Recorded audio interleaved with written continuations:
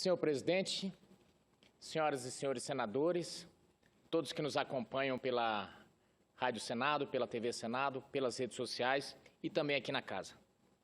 Senhor presidente, há pouco mais de 2 anos, digo de 6 anos, mais exatamente em 12 de novembro de 2009, o tradicional periódico inglês The Economist estampou em sua capa a emblemática imagem do Cristo Redentor subindo aos céus como um foguete, tendo a bela imagem da paisagem carioca ao fundo. Certamente muitos aqui presentes se lembram dessa imagem. Era uma imagem que era como se o Cristo Redentor fosse uma nave e ali aquela imagem representando o Brasil decolando rumo ao espaço. A manchete de capa dizia: o Brasil decola, em que pese exaltar a bonança econômica que experimentávamos na época. A matéria terminava com uma advertência: o orgulho e a insolência eram os maiores riscos a nos ameaçar. Lembrava a reportagem que o presidente Lula tinha sido um presidente de sorte, pois colhera os frutos da alta demanda por commodities e operara sobre uma sólida plataforma erigida por Fernando Henrique Cardoso.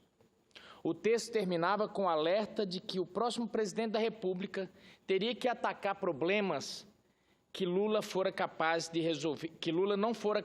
resolver e que, por isso, a velocidade do crescimento do Brasil dependeria dos resultados das urnas. Aquela reportagem, já naquele momento, alertava que a presidente Dilma teria que fazer um governo, já iniciar o seu primeiro mandato com ajuste. Um governo de ajuste, um governo de correção de rumo. Bem, sabemos qual foi o resultado dessas eleições e suas consequências para a economia. Sentimos na pele a constatação de que da nova matriz econômica sobrou apenas a cicatriz da recessão, do desemprego crescente e do déficit público. Transposto o cenário econômico, alterou-se a manchete. Na ilustração do mesmo periódico The Economist, passamos de foguete em ascensão para a nação em queda livre, representada pelo franzir de testa da nossa presidente da República. No dia 2 de janeiro estava lá retratada e anunciada a queda do Brasil. Que lamentável contraste entre a imagem do Cristo Redentor subindo aos céus em 2009 e a figura capisbaixa da presidente neste ano. O quadro é mesmo desolador.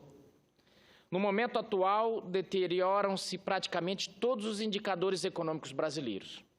Para citar apenas um exemplo, os especialistas do mercado financeiro projetam inflação acima de 7% para este ano e de mais de 5% para o próximo.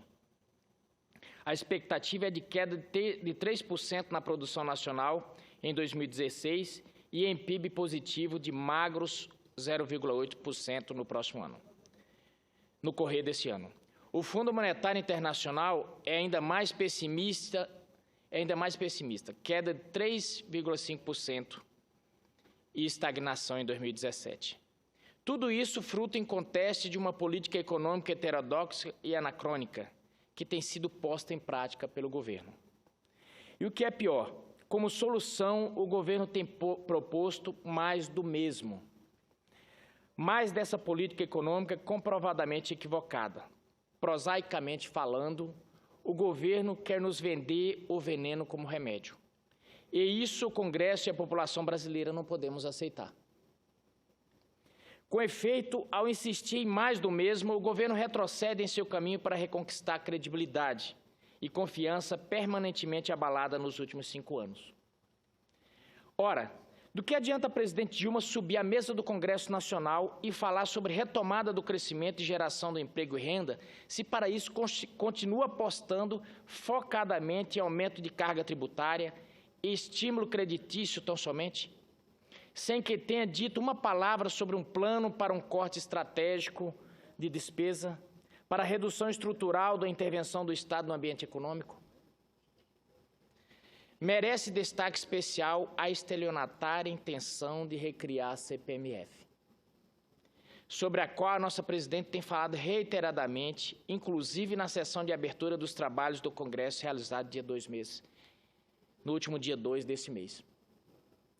Quando eu comecei a ouvir essa conversa de CPMF aqui no Senado, eu achei até que se tratasse de uma brincadeira. Depois comecei a andar pelos ministérios e ouvi que estava na boca dos ministros, e reiteradamente está na boca dos representantes do Palácio do Planalto. Não vejo a menor hipótese desse imposto seguir em frente. Ele não encontra lastro de confiança na população brasileira para que seja aprovado. Basta conversar com o taxista, com a dona de casa, com a empregada doméstica, ninguém concorda com isso. E por quê? Não é nem por falta de vontade de pagar. O povo brasileiro quer muito ajudar o Brasil, mas ele quer, acima de tudo, acreditar. O povo brasileiro é tão ávido por mudança, por fazer esse país decolar, que em determinado momento da história desse país, houve uma campanha, Doe Ouro para o Brasil. Era uma campanha incentivando as pessoas a doar suas correntes, suas alianças, para pagar a dívida externa. Veja bem o tipo de golpe que já foi aplicado aqui. Pois bem, as pessoas doaram suas joias, doaram tudo, simplesmente perderam, não foi pago nada. Em determinado momento, criou-se a CPMF. Naquele momento, o povo brasileiro abraçou essa CPMF com gosto, todo mundo pagava com vontade, porque pensava, agora a saúde vai, resolve o problema da saúde. O que aconteceu? Foi desvirtuado. O plano do então professor Adib Jatene, e então ministro da Saúde, para recuperar a saúde do país, foi por água abaixo. O sonho dele foi por água abaixo. Porque o que aconteceu? O CPMF não foi para a saúde coisíssima nenhuma. E agora vem novamente essa ideia de trazer a CPMF. E os argumentos para defender o CPMF são os mais variados. Um deles é que é o imposto mais igualitário, é o imposto mais justo que tem.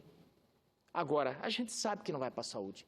E não é nem o defeito do CPMF em si, é a falta de credibilidade que o governo tem para colocar ele para funcionar.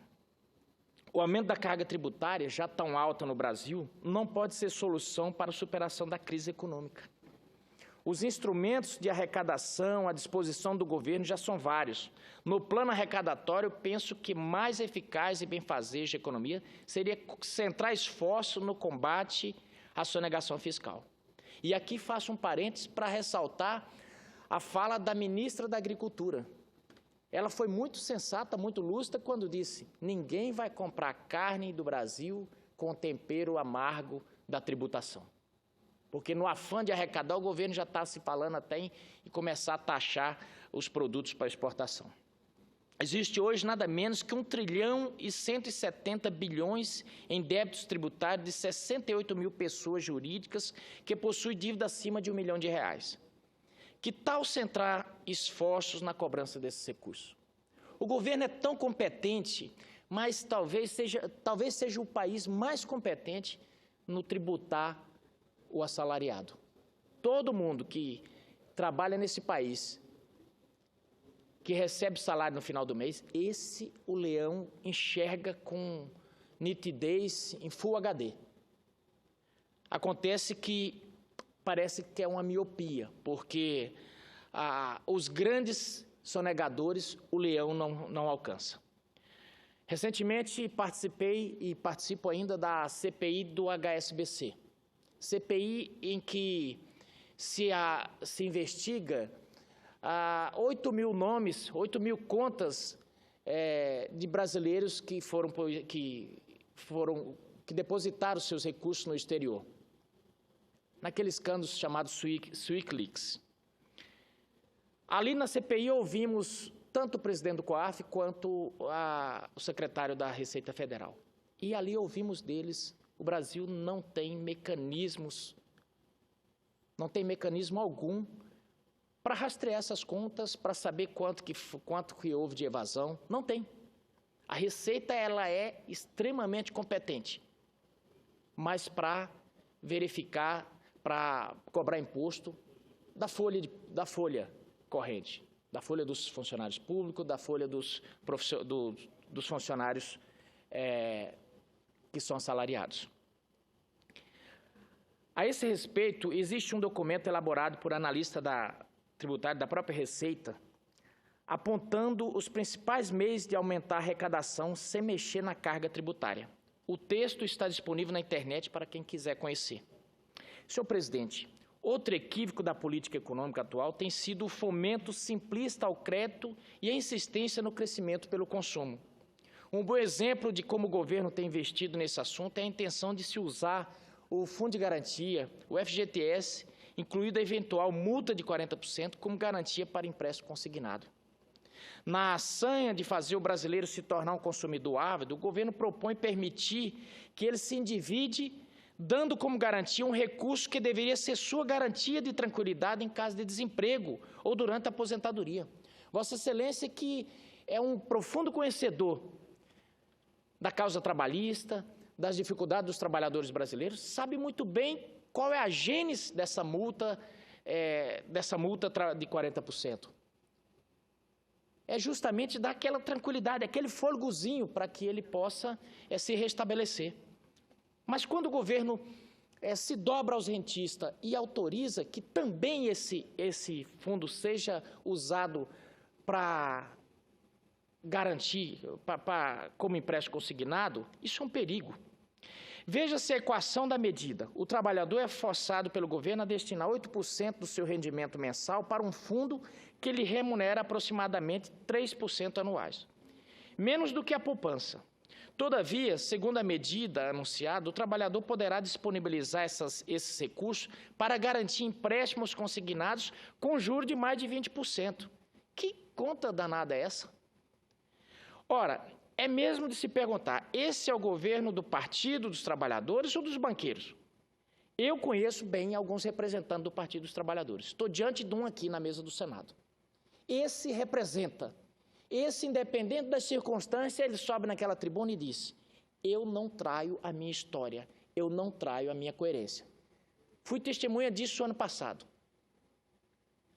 Está aqui na minha frente, está aqui na nossa frente, presidindo essa mesa nesse momento. Isso é defender os trabalhadores. Os primeiros já se encontram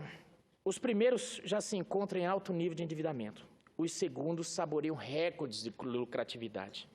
Fora os que... Senador Medeiros, me permite concedo... já que estamos só nós dois hoje, nessa manhã aqui, eu comungo as preocupações de Vossa Excelência, porque nós estamos desvirtuando todo o objetivo do Fundo de Garantia por Tempo de Serviço. Primeiro, como Vossa Excelência lembra muito bem, ele é usado no momento em que você é demitido, para dar uma respirada, em época de desemprego, procurar emprego, você recebe o que está depositado e mais 40%. O que vai acontecer? Exatamente na linha que Vossa Excelência está aí aprofundando. Ele é demitido, já não recebe os 40%. Já está todo endividado e vai continuar pagando ainda. E o que está lá no banco, o banco recolhe, conforme a dívida que ele fazia. E nós sabemos como isso começa e como termina. Como é a questão do consignado para os idosos aposentados. É dívida sobre dívida e vai se acumulando e chegando um momento que ele não pode pagar. E essas dívidas, muitas vezes, são pressionadas, às vezes até por neto, por filho, né? Até por amigos, para que ele faça aquele empréstimo consignado e ele se comprometendo a pagá-lo. E muitas vezes não paga. E ele fica numa situação de não ter dinheiro nem para as questões básicas. E nós vamos na mesma linha do Fundo de Garantia. O Fundo de Garantia, o dinheiro que está lá, primeiro, enquanto está lá, em tese é para casa própria, né? Investimento para aqueles que não têm casa, que o dinheiro fica transitando lá. Agora, como o dinheiro já fica todo comprometido, em época de desemprego, além dele não ter mais aquele depósito lá assegurado, ele, uma vez endividado, vai querer sair, a empresa entende que, bom, o dinheiro está lá perdido mesmo, na visão dela, demite ele, enfim, eu não sei quem ganha com essa história. Eu estou acompanhando o seu raciocínio, eu não sei quem ganha. Ninguém ganha. Quem perde, no fundo, no ciclo todo, são os trabalhadores. Queria cumprimentá-lo pelo seu pronunciamento. O governo não ganha, e agradeço a parte, senador Paim, O governo não ganha, os trabalhadores não ganham, no caso os aposentados não ganham, mas tem alguém que ganha. Os bancos ganham e ganham muito. Alô? Ontem saiu a notícia de que, se eu não me engano, o juro nunca teve tão alto do cartão. Se eu não me engano, é nos últimos 20 anos. Não tenho esse dado nesse momento. Mas eu sei que é recorde os juros que estão nesse cartão. E essas dívidas vão virando bola de neve, tanto para os aposentados quanto para os trabalhadores. E aí, daí a pouco, nós vamos ter uma massa de trabalhadores endividados, além de desempregados endividados. Fora que os especialistas dizem que a demanda por novos financiamentos está muito fraca. Não é oferta, mas demanda o problema. Ataca-se o fator errado mais uma vez. Outro ponto de extrema preocupação é o descuido do governo com a meta de inflação e a interferência política nas decisões do Banco Central. Lembro que, em sua mensagem ao Congresso no ano passado, a presidente previa inflação abaixo de 6,5% ao final do ano. Contudo, voltamos a amargar o duplo dígito de 10,67%.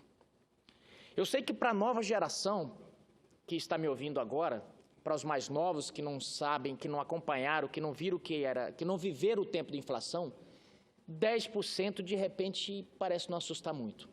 Mas eu que vivi, eu sei muito bem o que era um trabalhador receber, e se ele não desse um jeito de fazer a compra já no início do mês, no final do mês, o poder de compra dele já estava metade. A compra que ele conseguia fazer no início do mês com salário, no final do mês ele já não conseguia comprar metade dos produtos.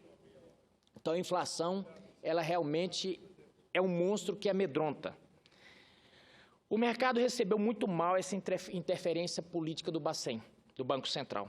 E a previsão é de que a perda de credibilidade que isso causou vai se transformar em mais inflação. Ou seja, o tiro vai sair pela culatra para o governo, mas quem vai pagar a conta, infelizmente, somos nós, os cidadãos. Outro sintomático equívoco dessa política econômica praticada pelo governo, senhoras e senhores senadores, é o fechamento da economia brasileira, recentemente evidenciado pela caricatural e desesperada taxação do pagamento dos serviços de turismo no exterior. As agências de turismo, de forma especial, sofrerão diretamente com a nova tributação, que vem após um ano de grandes dificuldades para o setor, devido ao câmbio desfavorável e à desaceleração econômica. Ao menos 3 operadores de turismo de médio e grande porte encerraram as atividades em 2015. Nascimento, Design Tours e ADV. Essa é uma preocupação muito forte, porque tudo isso tem um impacto, sabe aonde? De repente vocês estão aqui, olha, o senador está defendendo o empresário, está defendendo a empresa de turismo. Não, não estou defendendo nada. Eu estou defendendo, sabe o quê? O emprego do trabalhador. Eu tive conversando com alguns empresários lá do meu estado, no Mato Grosso. E fiquei sabendo que eles tinham transferido suas instalações, suas indústrias para o Paraguai. E eu tentei entender por quê. Eles, conversando com eles, disseram o seguinte: eles levam suas empresas para lá, têm todo o incentivo para fazer as instalações, pagam 1% de imposto só de exportação, e eu tentei entender por que o Paraguai estava fazendo isso, e eles me disseram: o Paraguai está focando na construção de empregos, na produção de empregos. Eles estão preocupados com a empregabilidade, estão preocupados em gerar emprego.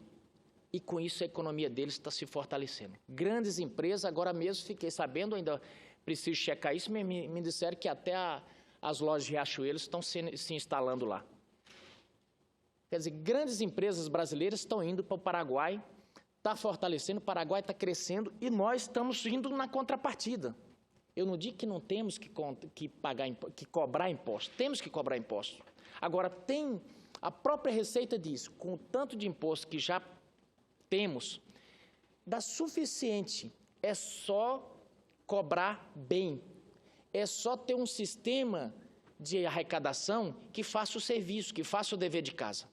Não adianta nós criarmos mais impostos, só vamos fazer o quê? Vamos fazer com que aconteça essa total debandada das empresas brasileiras para outro lugar.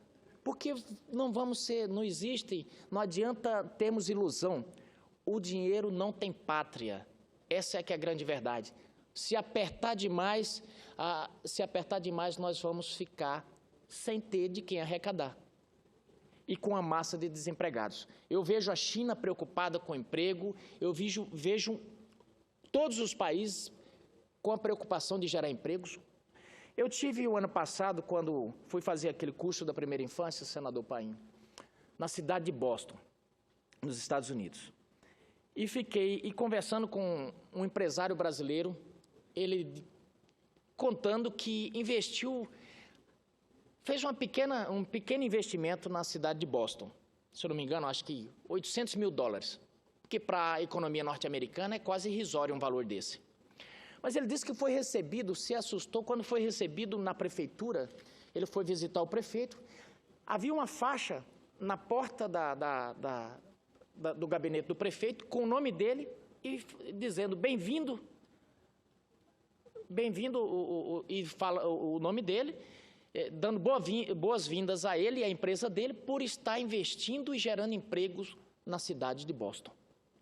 Isso é uma cultura de criar emprego, aquela preocupação em gerar emprego, e essa tem que ser o nosso fim. Eu creio que o governo precisa ter esse rumo, de que se as pessoas estão desempregadas, não tem consumo, não adianta arrumar consignado, não adianta, porque isso tem prazo de validade, em algum momento as pessoas vão ter que pagar suas dívidas, e só tem como pagar dívidas se elas tiverem de onde tirar. Essa é a grande preocupação. Mas seguimos aqui de forma economicamente cambaleante. A Argentina está dando uma guinada virtuosa, especialmente após o Fórum de Davos, fórum do qual nós também participamos, mas sem tirar dele o mesmo proveito que nossos vizinhos mais ao sul tiraram. Em seus 3 dias na Suíça, o presidente Macri debateu ativamente uma reaproximação com o Reino Unido, após a relação bilateral se deteriorar no governo de Cristina Kirchner por conta da briga pelas Malvinas. Ele também falou sobre sua vontade de, junto ao Brasil, avançar em um acordo com a União Europeia. E aqui eu faço uma ressalva. Não se pode só fazer crítica, tem que se reconhecer.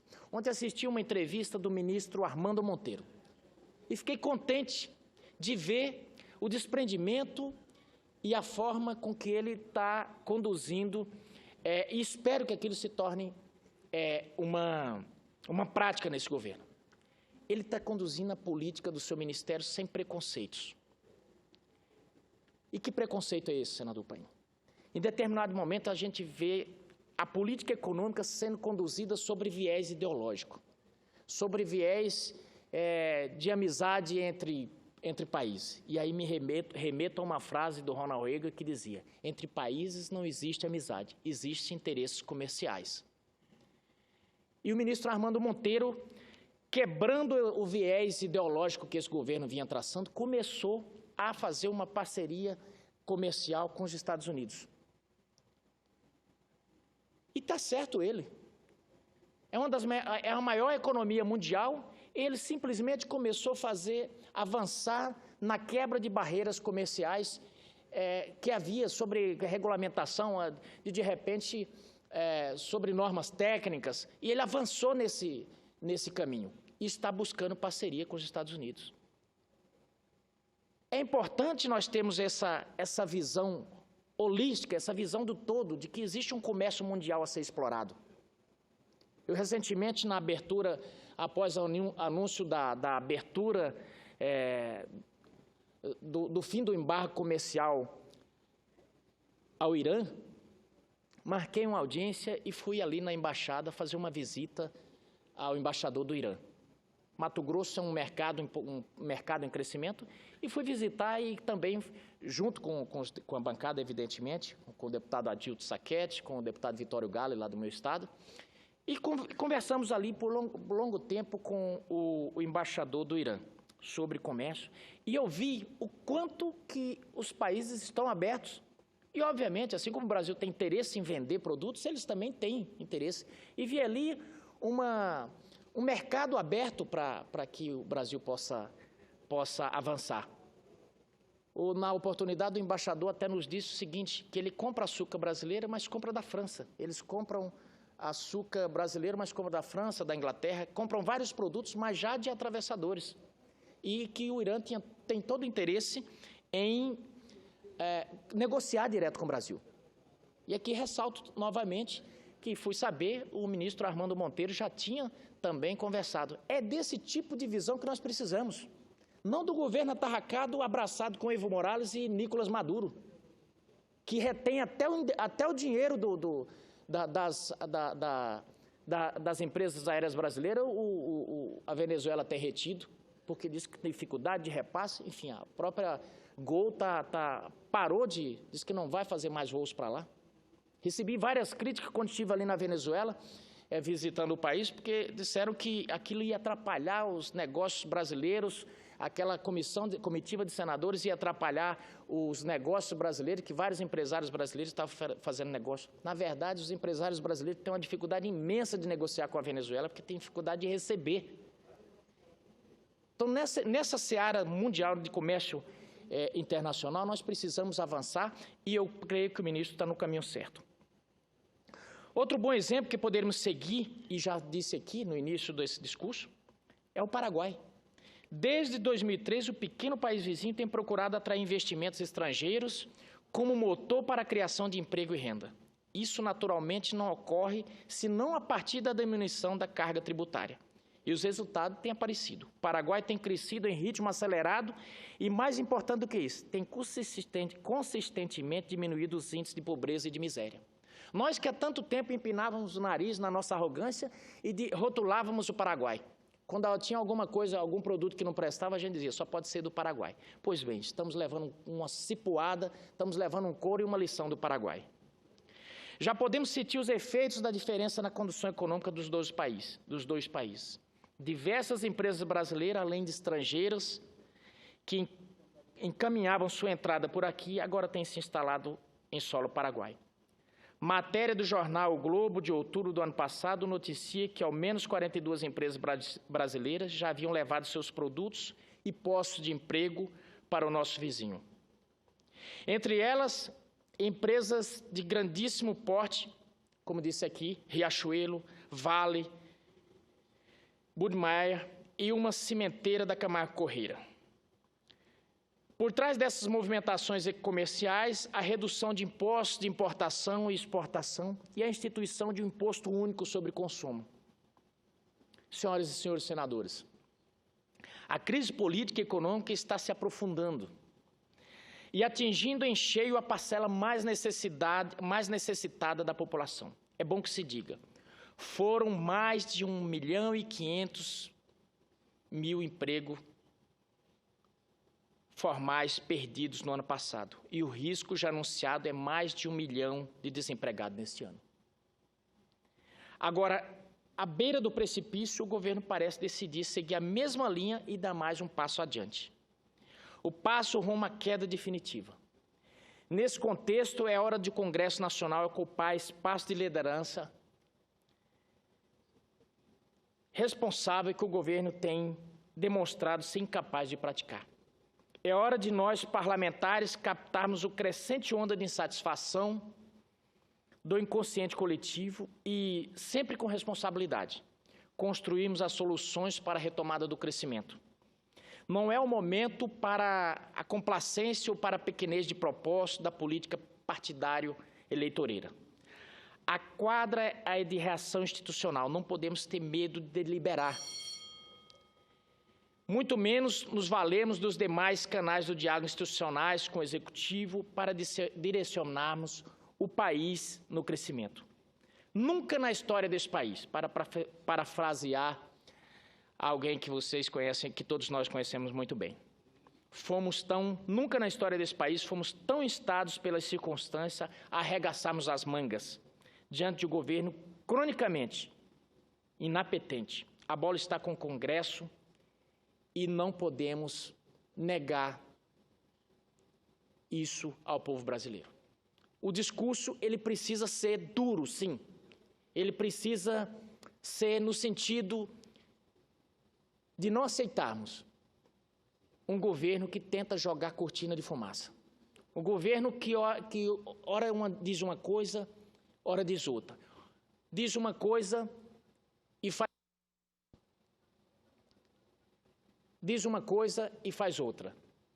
Ora, um ministro diz uma coisa, é desautorizado pelo Planalto. Nós precisamos de um rumo, e essa casa precisa cobrar esse rumo. Eu sei que, nesse momento, as pessoas acabam dizendo: o Congresso não faz nada, falta saneamento, o Congresso, os parlamentares não fazem nada. Tem o Aedes aegypti, a cobrança também vem em cima do parlamentar. Eu reitero, ao parlamentar não cabe fazer as tarefas do Executivo. Ao parlamentar não cabe dar esse rumo à economia do país, mas ao parlamentar cabe cobrar. Ao parlamentar cabe a fiscalização dos atos do governo. E isso nós estamos fazendo. E isso esse Congresso tem que fazer. Isso esse Congresso tem que dizer ao governo: nós não aceitamos mais aumento de impostos. Nós não aceitamos a farra com dinheiro público. Isso nós temos feito e isso nós vamos fazer. Temos o desafio desse 2016, de construir esse rumo. Mas, acima de tudo, o rumo na economia, quem tem que dar é o governo. O ano passado, o governo teve o desplante de mandar para cá uma peça orçamentária e de colocar nas mãos do Congresso para que o Congresso fizesse os ajustes, os cortes. Era um absurdo, era abdicação de governar, como se jogasse a bomba. Ora, um governo que foi eleito, que mostrou em vídeos que pareciam coisas de Hollywood, o Eldorado brasileiro. Então, não cabe. É bom que eu faço sempre essa separação para que o povo brasileiro entenda que não é responsabilidade do parlamentar, do senador, do deputado, da saída econômica. O planejamento econômico, o lidar com o dinheiro é incumbência constitucional do governo. Agora, nós sim, cabe o papel de fiscalizar, e o Congresso não pode se omitir nisso. Muito obrigado, senhor presidente.